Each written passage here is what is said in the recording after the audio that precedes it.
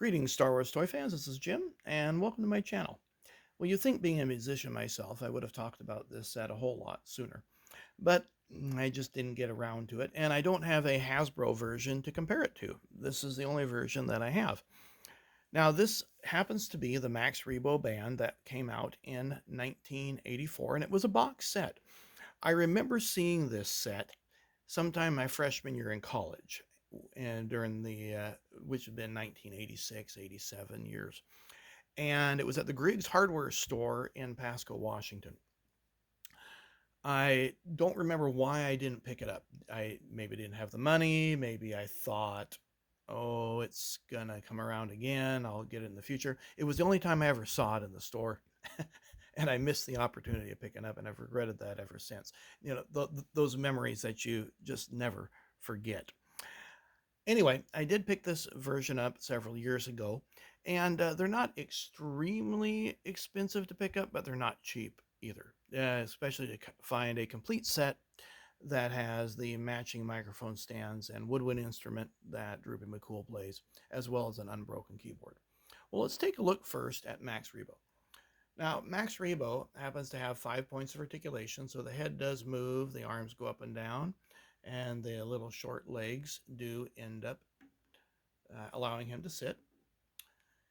Oftentimes, you'll find some discoloration in the appendages in the head as opposed to the body, and you can see there is a little bit of lightening, yellowing of those limbs there to a lighter blue.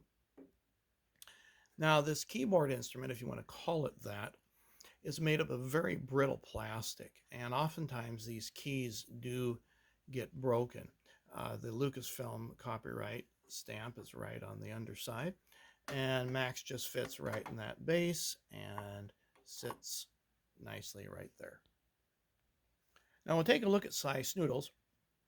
She's an interesting type of character, like a bird slash, I don't know what you want to call it, bird feet and feather, and this little proboscis sticking out with a pair of lips on the end of it.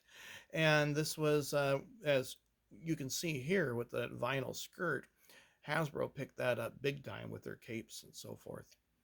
So it does prevent her from fully sitting, although I guess she kind of can, but tips over there. She only has 4 points of articulation, so the arms move, but the head doesn't rotate around.